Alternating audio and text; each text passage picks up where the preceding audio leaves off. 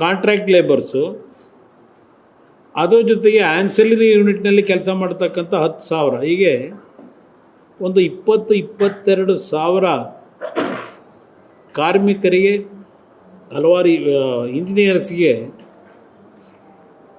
ನಿರುದ್ಯೋಗದ ಸಮಸ್ಯೆಯನ್ನು ಬಗೆಹರಿಸ್ತಕ್ಕಂಥ ಒಂದು ಕಂಪ್ನಿ ಅದು. ಆ ಕಂಪ್ನಿಯಿಂದ ರಾಜ್ಯ ಸರ್ಕಾರಕ್ಕೂ ಸಹ ತೆರಿಗೆ ರೂಪದಲ್ಲಿ ಸುಮಾರು 3,000 ಕೋಟಿ ಮೇಲೆ ಬಂದಿದೆ ಆ ಕಾರ್ಖಾನೆ ಪ್ರಾರಂಭ ಆದ ದಿವಸದಿಂದ.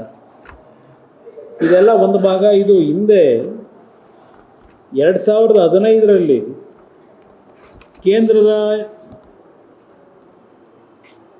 ಸ್ಟೀಲ್ ಮಿನಿಸ್ಟ್ರು, ಯೂನಿಯನ್ ಮಿನಿಸ್ಟ್ರು, ಕೇಂದ್ರ ಸರ್ಕಾರದ ಮತ್ತು ರಾಜ್ಯದ ಮುಖ್ಯಮಂತ್ರಿಗಳು ಅವರು ಜಾಯಿಂಟ್ ಸಭೆ ಮಾಡಿರ್ತಕ್ಕಂಥದ್ದು ಒಂದು 2015ರಲ್ಲಿ ನಡೆದಿರ್ತಕ್ಕಂಥದ್ದು ಒಂದು ಭಾಗ.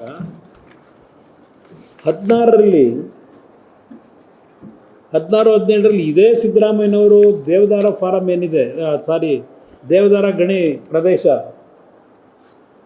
ಅದನ್ನು QSL ಕಂಪ್ನಿಗೆ ಕೊಡ್ತಕ್ಕಂಥ ತೀರ್ಮಾನ ಏನು ಮಾಡಿದ್ರು. ಆ ಕಂಪ್ನಿಯಿಂದ ಸುಮಾರು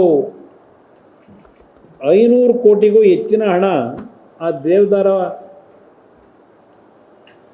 ಏರಿಯಾದಲ್ಲಿ ಇವರೇನು ಫಾರೆಸ್ಟ್ ಏರಿಯಾನ ಕೊಟ್ಟರು, ಪ್ರದೇಶವನ್ನು 546 ಕೋಟಿ ಹಣ ಕಟ್ಟಿದ್ದಾರೆ ಅದಕ್ಕೆ QSL ಕಂಪ್ನಿಯಿಂದ ದೇವದಾರ ಐರನ್ ಓರ್ ಮೈನಿಂಗ್ಗೆ. ಅದರಲ್ಲಿ 194 ಕೋಟಿ ಅಲ್ಲೇನು ಫಾರೆಸ್ಟ್ನ ಒಂದು ಇಂಪ್ರೂವ್ಮೆಂಟ್ ಮಾಡೋದಕ್ಕೆ, ಮರ ಕಡದ ಕಡೆ ಮತ್ತು ವೈಲ್ಡ್ ಲೈಫ್ ಮ್ಯಾನೇಜ್ಮೆಂಟಿಗೆ, ಇದೆಲ್ಲದಕ್ಕೂ ಸೇರಿ ಒಂದು 194 ಕೋಟಿ ಹಣ ಕೊಟ್ಟಿದ್ದಾರೆ. Stamp duty and other charges ರಿಜಿಸ್ಟ್ರೇಷನ್ಗೆ 329 ಕೋಟಿ ಕೊಟ್ಟಿದ್ದಾರೆ. ಇದು ಸರ್ಕಾರ ಕಟ್ಟಿಸ್ಕೊಂಡು ಸಹ ಇವತ್ತಿನವರೆಗೆ ಎಷ್ಟು ದಿನ ಆಯಿತು? 2 ವರ್ಷ ಆಯಿತು. ಇವತ್ತಿನವರೆಗೆ ಅಲ್ಲಿ ಯಾವುದೇ ರೀತಿ ಸರ್ಕಾರ ಸಹಕಾರ ಕೊಡಲಿಲ್ಲ. ಅಲ್ಲಿ ಇದೇ ಮಹಾನ್ ಭಾವ ಏನು ನೆನ್ನೆ ಹೇಳಿಕೆ ಕೊಟ್ಟವ್ರೆ ನಮ್ಮ ಪಂಚಾಯತ್ ರಾಜ್ ಸಚಿವರು, ಪಾಪ ನನಗೆ ಸಲಹೆ ಕೊಟ್ಟಿದ್ದಾರೆ. ಸಲಹೆ ಏನು ಕೊಡ್ತಾರೆ? HMT ಅರಣ್ಯ ಭೂಮಿ ಕುಮಾರಸ್ವಾಮಿ ಆರೋಪಕ್ಕೆ ಕಂಡ್ರೆ ತಿರುಗೇಟು, ಉಕ್ಕಿನ ಕಾರ್ಖಾನೆ ಪುನಶ್ಚೇತನಗೊಳಿಸಲಿ ಅಂತ ಒಂದು ಹೇಳಿಕೆ ಕೊಟ್ಟವ್ರೆ. QSLನ ಮುಗಿಸೋದಕ್ಕೆ ಏನು ಮಾಡಿದ್ದೀರಿ? ನಾನು ಇವರು ಯಾವಾಗ QSL ಕಂಪನಿ ಹಲವಾರು ಜನ ನಿರುದ್ಯೋಗಿಗಳು, ಸಾವಿರಾರು ನಿರುದ್ಯೋಗಿಗಳು ಬೀದಿಗೆ ಬರ್ತಾರಲ್ಲ ಅಂತೇಳಿ ನಮ್ಮ NMDC ಸಂಸ್ಥೆಯಿಂದನೇ ಅವ್ರಿಗೆ ಐರನ್ ಓರ್ ಕೊಡಿಸಿ ಇಲ್ಲಿವರೆಗೆ ತಳ್ಳಿದ್ದೀನಿ. ಕಾರ್ಖಾನೆ ಇನ್ನೂ ಜೀವ ಕೊಟ್ಟಿದ್ದೀನಿ. ಅದನ್ನು ಒಂದು ಕಡೆ ನಾವು NMDCಗೆ ಮರ್ಜ್ ಮಾಡಿ ಏನಾದರೂ ಮಾಡಿ ಆ ಕಾರ್ಖಾನೆ ಉಳಿಸ್ಬೇಕು, 1970ರಲ್ಲಿ ಪ್ರಾರಂಭ ಆಗಿರೋದು ಅಂತಕ್ಕಂಥದ್ದಕ್ಕೆ ನಾನು ನಿರಂತರವಾಗಿ ಪ್ರಯತ್ನ ಪಡ್ತಾ ಇದ್ದೀನಿ. ನೀವು ಸರ್ಕಾರದಲ್ಲಿ ಕೊಟ್ಟಿರೋ ಕೋಆಪ್ರೇಷನ್ ಏನು ನಮಗೆ ಇಲ್ಲಿ ಹೇಳ್ತೀರಿ ಉಕ್ಕಿನ ಕಾರ್ಖಾನೆ ಪುನಶ್ಚೇತನಗೊಳಿಸಲಿ ಅಂತ ಹೇಳಿ. ನಾನು ಭೀಮಣ್ಣ ಎಂತ ಕಂಡ್ರೆ ಈಶ್ವರ ಕಂಡ್ರೆ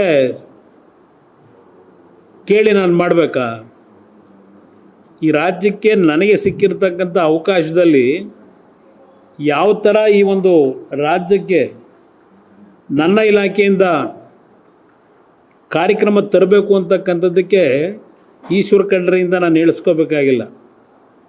ಪದೇ ಪದೇ HMTಯ ಕಾರ್ಖಾನೆಯ ವಿಷಯದಲ್ಲಿ ಇಲ್ಲಿ ಹೇಳಿಕೆ ಕೊಟ್ಟಿದ್ದಾರೆ. 7 ಕೋಟಿ ಕನ್ನಡಿಗರ ಆಸ್ತಿ.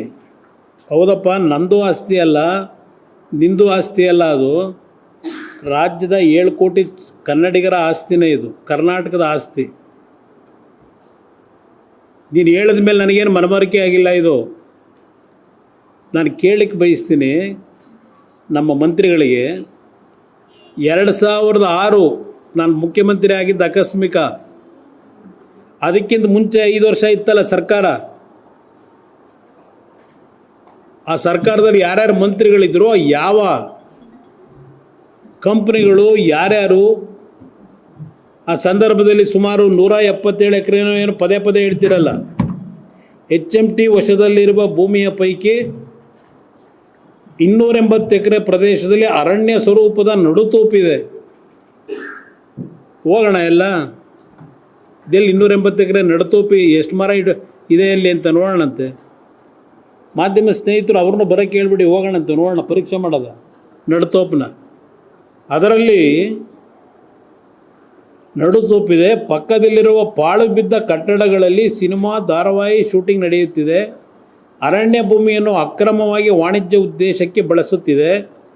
ಅಕ್ರಮವಾಗಿ 165 ಎಕರೆ ಭೂಮಿಯನ್ನು ಕೇವಲ 300 ಕೋಟಿಗೆ ಮಾರಾಟ ಮಾಡಿದೆ.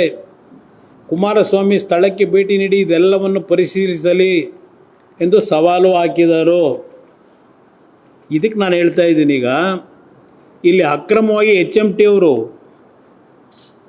ವಾಣಿಜ್ಯ ಉದ್ದೇಶಕ್ಕೆ ಬಳಸ್ಕೊಂಡವ್ರೆ ಅಂತ ಹೇಳ್ತಾರಲ್ಲ, ನಿಮ್ಮದೇ ಸರ್ಕಾರ ಇದೆ, ಅಲ್ಲಿ ಯಾವ್ಯಾವ ಅಪಾರ್ಟ್ಮೆಂಟ್ಗಳು ಕಟ್ಟಿದ್ದಾರೆ, ಏನೇನು ಆಗಿದೆ ಇಲ್ಲಿ 160 ಎಕರೆಯಲ್ಲಿ ಯಾರ್ಯಾರ ಪಾಲು ಏನಿದೆ, ಸರ್ಕಾರ ಇಟ್ಕೊಂಡಿದ್ದೀರಲ್ಲ, ಅರಣ್ಯ ಇಲಾಖೆ ಮಂತ್ರಿ ಇದ್ರಲ್ಲ, ಈ 160 ಎಕರೆ ಪ್ರದೇಶ ಮಾರಾಟ ಮಾಡಿದ್ರಲ್ಲ, 2 ವರ್ಷದಿಂದ ಮಾಡಿದ್ದೇನೆ ನೀವು ಅರಣ್ಯ ಇಲಾಖೆ ಸಚಿವರಾಗಿ. ನ್ಯೂಸ್ ಫಸ್ಟ್ ನಿರ್ಭೀತಿಯಿಂದ ನಿಮ್ಮ ಪರವಾಗಿ.